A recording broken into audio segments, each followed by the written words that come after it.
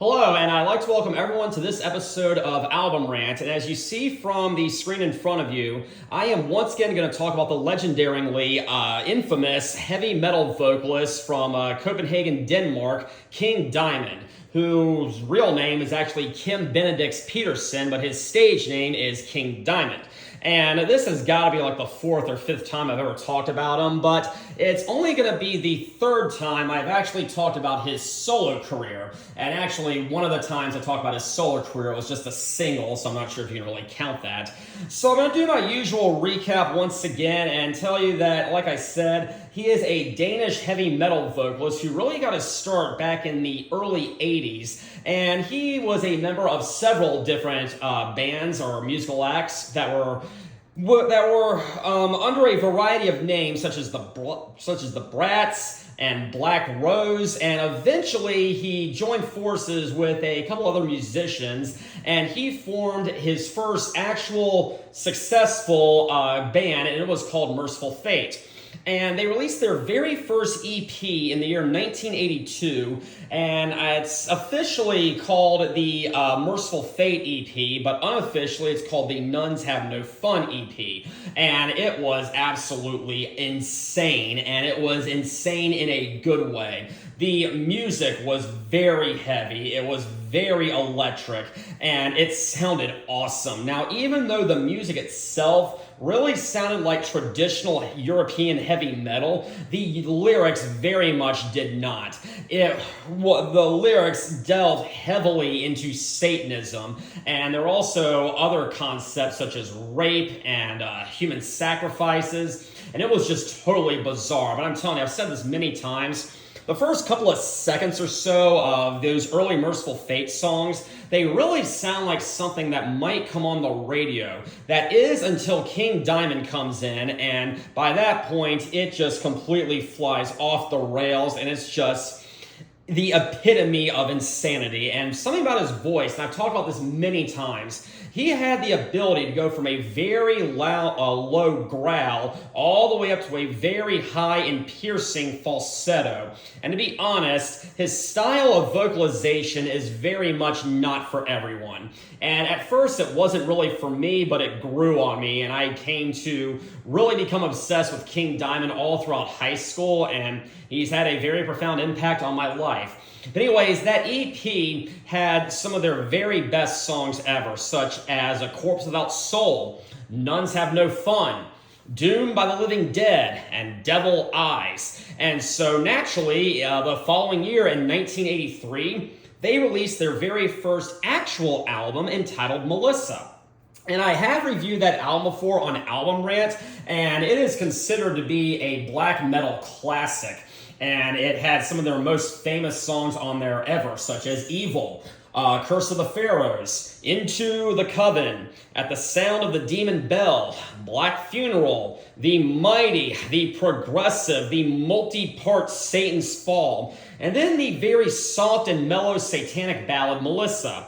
So that was like I said, it was, for all intents and purposes, it was a very great record, so they followed it up the following year in 1984 with their big magnum opus entitled Don't Break the Oath. And I have also reviewed that one before on Album Rant. And they just took everything from the EP and Melissa, and they cranked it up to 11, and it got even more extreme. Now, something that I mentioned earlier, on the EP and Melissa, yes, the lyrics and the vocalization sounded evil, but the music didn't really sound all that evil. Again, it sounded very mainstream, and something, again, you might hear on classic rock radio. Well, that was totally rectified on Don't Break the Oath, because the music now sounded evil, and it fit the vocals so much better, and it had a very heavy yet slick production, and just that combined with the fact that Hank Sherman, the lead guitarist, was such an amazing songwriter. He wrote some of the heaviest, most well-written riffs I have ever heard. I thought Don't Break the Oath was awesome. However, unfortunately, within the band, things were not going so well. I just gave a huge shout out to lead guitarist Hank Sherman, but he wanted to take the band in a different direction.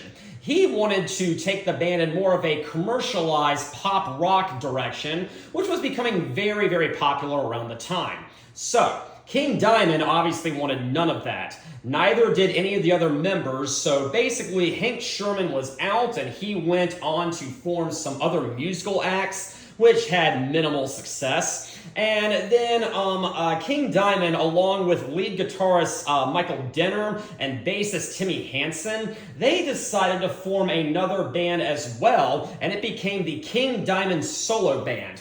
And as I said, lead guitarist Hank Sherman was out, drummer Kim Ruz was out, and they were replaced by lead guitarist Andy LaRocque, I think I said that correctly, and drummer Mikkey Dee. Yes, that Mikkey Dee, who is well known also for his work with Dokken, Motorhead, and the Scorpions. He is currently in the Scorpions.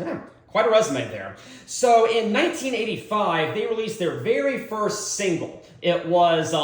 They were not quite ready to release a full-fledged album, so they had to put something out there to keep the audience engaged and, had to bait them for that upcoming album. And it was the No Presents for Christmas single, and it was really, really hilarious. It was probably the very first satanic Christmas carol out there, and I really loved it.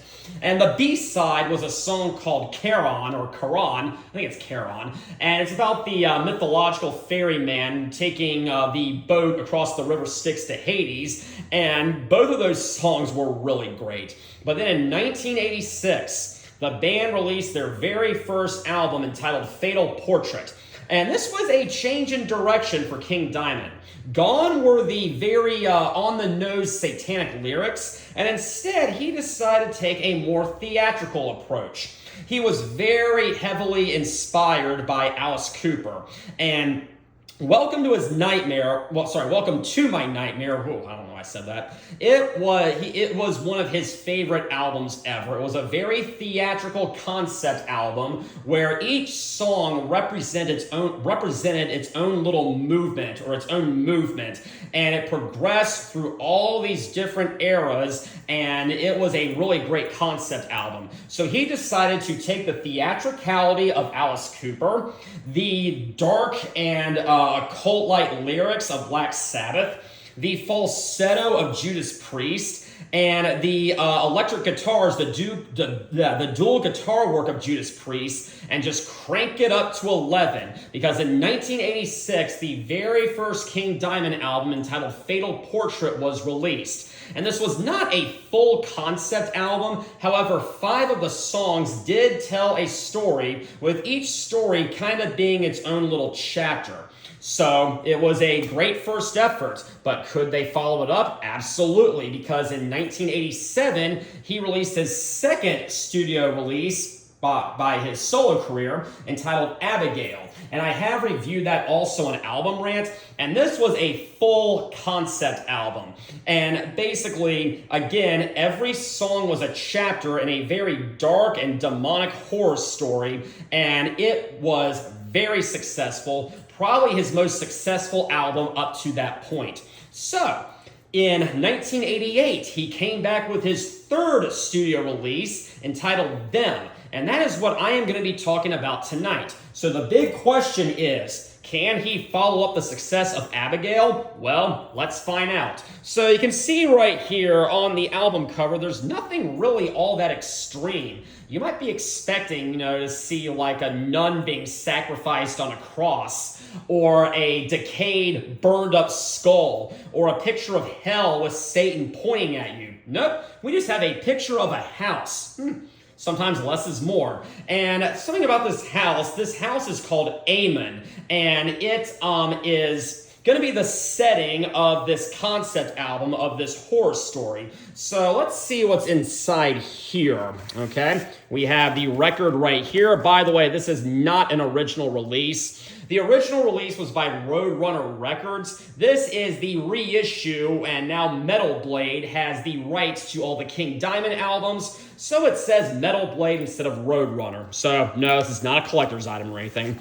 Right here, we have some lyrics. We'll definitely be delving into those. And then on the back, we have the lineup. Now, something about the lineup you might notice, Michael Denner and Timmy Hansen are now gone. And this really represents the point in King Diamond's career where he had closed the chapter on his Merciful Fate days. This is his very first album where he had no members from Merciful Fate on the album. So this is really just him, stepping out of the shadows and becoming his full or his own personal dominating force. But anyways, the lineup is King Diamond on vocals, Andy LaRocque on lead guitar. The new second lead guitarist is Pete Blakk.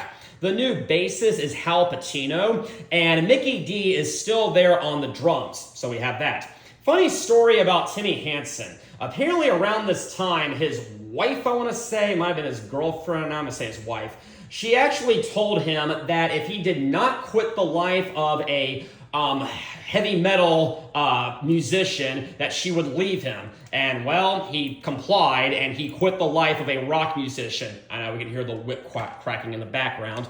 Well, anyways, it turns out she left him anyway, so I guess the lesson here is stick to your guns and your morals and your principles. So, let's flip over on the back. Here's some pictures of the band.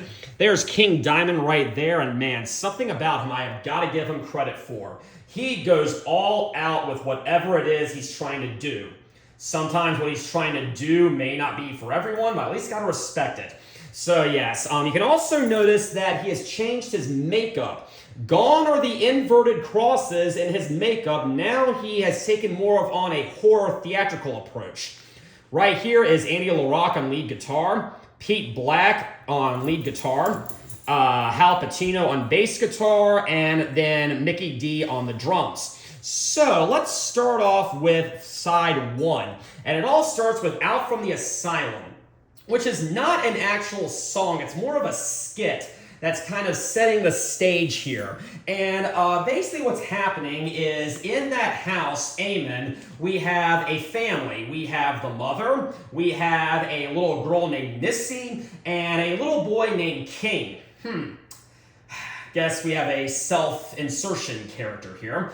And anyways, the children's grandmother has just been recently released from an asylum. I am guessing it's the mother's mother. I'm guessing it's not her mother-in-law, but it never specifies. And so they're just preparing for the grandmother's arrival. And King is saying to himself, look, the old bitch is back. Yeah, we'll finally get some company again. The attic room has been locked up for far too long, just like the old bitch herself. And I mean, it's creepy. It's kind of over the top, but it's definitely creepy, so I do like that. One thing I've kind of always noticed about this little intro segment, and something that always kind of got on my nerves, is the mother's, frustration with her kids really kind of escalates.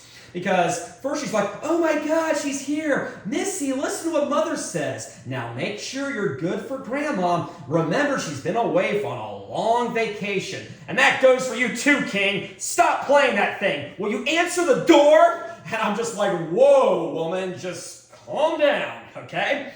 I don't know what you're snapping at me about, okay? But anyways, right after that, we go into what is quite possibly King Diamond's most well-known song, Welcome Home, and it starts off with a killer drum intro by Mikkey Dee. And then just like Arrival from the previous song, it's not really all that fast, but it's definitely setting the mood, and it's definitely got a brooding tempo behind it. And this may not be for everyone. I can totally understand if people just laugh with hilarity the first time they hear this. But the very first vocals on this album is King Diamond in his super high falsetto going, Grandma!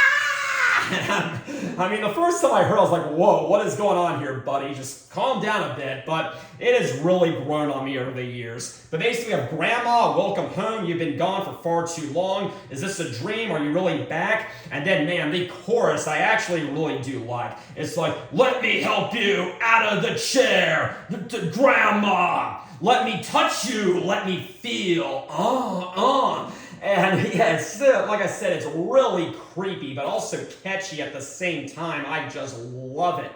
I've seen King Diamond 2 times in concert, and both times they played Out from the Asylum, followed by Welcome Home, and then actually The Invisible Guest also. And man, I was having a great time with all 3 of these tracks, and it was really incredible. Singing along, headbanging along, pumping along, it was awesome, okay? Now, what's basically going on in this chapter is basically King, Missy, and Mother are all just welcoming their grandma back to the house. Again, she's got a few screws loose, but she's out and she's back, and we'll see how this goes. Now, something that I've really noticed on this album is King Diamond will kind of act out conversations between 2 characters, and he'll kind of alternate between his falsetto and his more growling lower voice. And I think that's a very, very interesting and kind of clever approach. So some of these lyrics actually represent conversations the characters are having.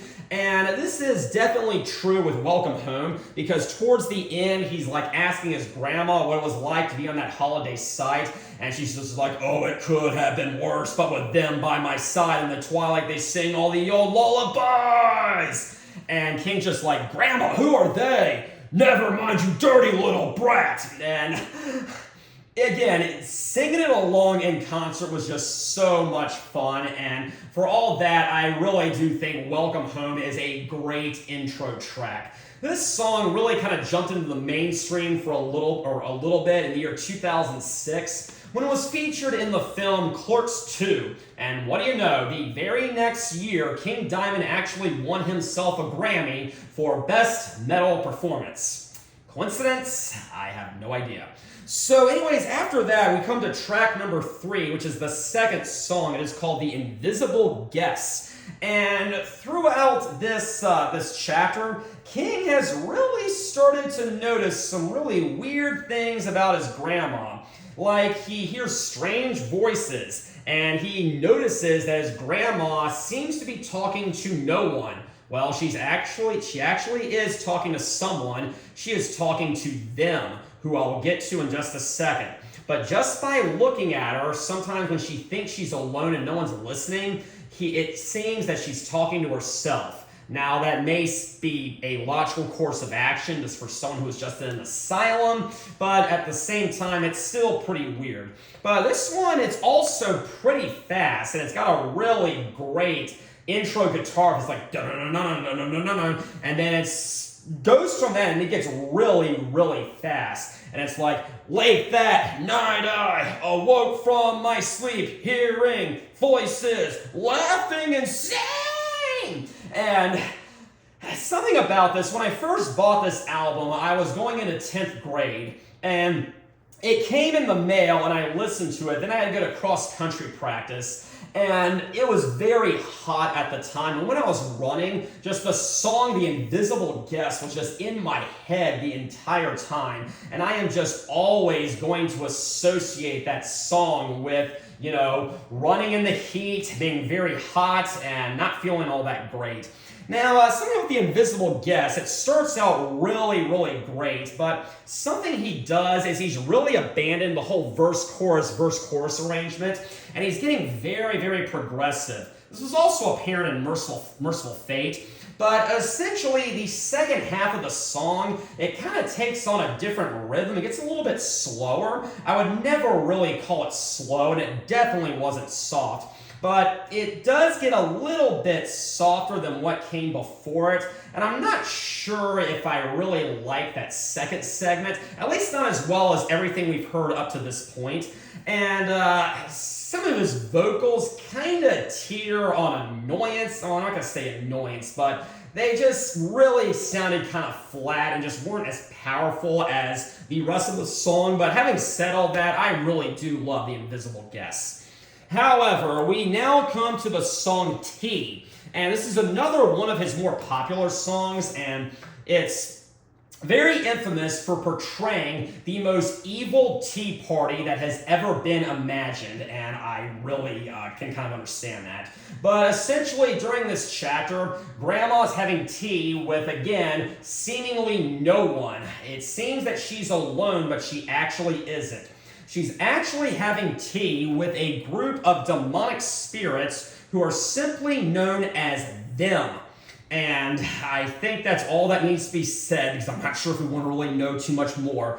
But yeah, these are actually the villains of the story, I guess you could say. And again, they are these really evil, demonic entities that Grandma is somehow associated with. And I'm guessing what happened was she was in league with them and did something evil, and that's why she got locked away in the asylum. That's going to come up later, by the way. So yes, King notices again that Grandma seems to be having a tea party with seemingly no one. We have teapots and kettles that are floating. They're just floating up in the air. And King comes in, sits in Grandma's chair. However, she sends him back to bed and tells him to forget what he saw. Okay? So, a little bit about the song. It's not really my favorite, actually. This one is much slower and brooding, and that can be a good thing. It can work very well, but I think it just gets way too melodic, and I've just never really gravitated much to this one. Now, when I was a kid, I really just wanted the most heavy music I could find, because that's just what I was into, and I still really love heavy music, but I've kind of grown accustomed, or I've kind of opened up, I guess you could say, the more melodic sides of some of these artists. But yeah, T just really never really did it for me. It is definitely still a solid song, but it is going to probably be the weakest song from side one, in my opinion. And yeah, that chorus, I'm just not really writing home too much about it. It's just like, it is time for tea. And I'm not going to try to do the falsetto on that one. It would come out awful. But yeah, chorus, I don't really care too much for it. However, things seemingly kind of pick right back up with track 5, Mother's Getting Weaker. And this one, it begins with a very fast and killer guitar riff. It's like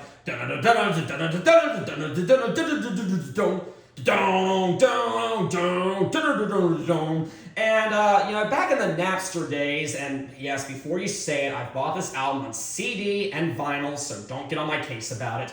I kind of downloaded the first, couple of seconds of Mother's Getting Weaker before it cut off on me. Yes, that's how bad the internet was back then. And, I could only hear like the first 20 seconds or so. I was like, man, this song is awesome.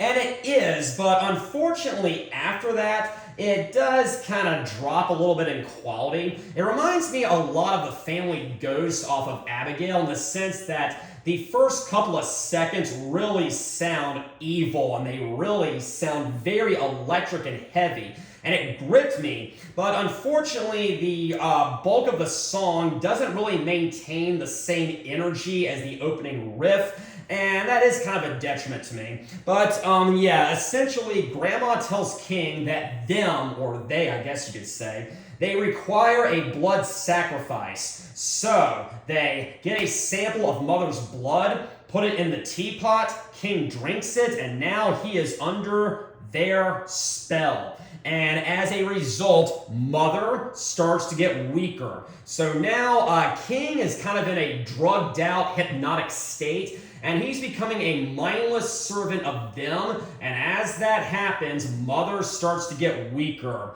and she's looking paler day by day. And yes, that's how the chorus goes. Mother's getting weaker, looking paler day by day. And yeah, that chorus, it's not really the most catchy thing out there, but still, very solid song. And the production on this album, I forgot to say, is incredibly slick, and it's incredibly heavy, which I do really like. And so, actually, does that conclude side one? I need to check. Yeah, that does conclude side one. And so, what is my favorite from side one? My favorite from side one is Welcome Home. Such an amazing opener, and it is very heavy, very well written, and the rhythm is just top notch. So let's go ahead and see what side 2 has to offer. This one starts with Bye Bye Missy. And essentially, Missy, the sister, begins to realize what is going on. And she's trying to shake King out of his hypnotic state. And it's just to no avail because he's just too far gone and he's under the control of them. Grandma says that Missy is a problem and has to be dealt with. One could say she has to be corrected. And essentially, Missy pretty much realizes by this point that either them or King are going to kill her. So she breaks the teapot. This snaps King out of the spell, but them or they retaliate by grabbing axes and chopping Missy into little pieces. Whew. Pretty sadistic stuff there. Now, again, just like Mother's Getting Weaker, this one starts out amazing. It's like down, down, down, down, down, down, down, down. Such a great intro, such a very powerful thumping rhythm. And yeah, the very first intro segment, King is just on point. I forget the lyrics to this one, but he's going along with that rhythm and he's just knocking it out of the park. My only complaint is I wish it lasted longer because after about maybe 50 seconds or so, it goes off in kind of an aimless rhythm, which is still good and everything. I just wish we had some consistency. And there's this one segment that I don't think really fits the mood. It's, how's it go? It's, the entire band just stops for a bit, and King just like, she opened the door, and there was Missy. And I just never really quite cared for that part, but towards the end, it does start picking up, and it sounds very gloomy and very, it sounds like there's some definite danger on the horizon and something evil is about to happen. And so I do like the outro segment. I think that is very, very top notch, but that part in the middle is probably the weaker part of it, but I do really love Bye Bye Missy. It's still a great song, but I think it could have had some slightly better songwriting. But then we go to A Broken Spell, and it starts off with a powerful yet slow rhythm. It's like da-dong-dong-dong, da-dong-dong-dong, and I really love A Broken Spell. King has now been released from their power, and he starts to notice that their power is weak outside the house with the teapot broken. And so he goes outside, tries to lure his grandmother out of the house. And it all ends with, I hate that bitch. And yeah, it's again a very powerful song, very brooding, but also very heavy. King Diamond has really done a great job with surrounding himself with top-notch musicians. Okay, I really gave my praise to the Michael Denner, Hank Sherman guitar duo. Well, having said all that, Pete Blakk and Andy LaRocque is another very talented guitar duo. So now it all comes down to the accusation share. This one starts out very fast and it has a very slick opening guitar rhythm. It's like da-na-na-na, da-na-na-na, da-na-na, da-na-na. And it kind of has, after that, it kind of gets a little bit slow, but at the same time, it's never really lets up. Something I really like about the accusation share is it maintains its primary rhythm far longer than songs like Mother's Getting Weaker and Bye Bye Missy did. And so for that, I really do like the accusation share.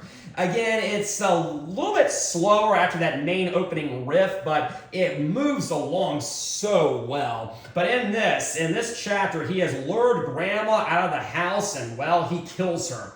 He knows that inside, they are still inside there. He does not want to go back. He does not want to be chopped to bits like Missy. So he runs out into the woods and faints and dreams that he is actually one of them.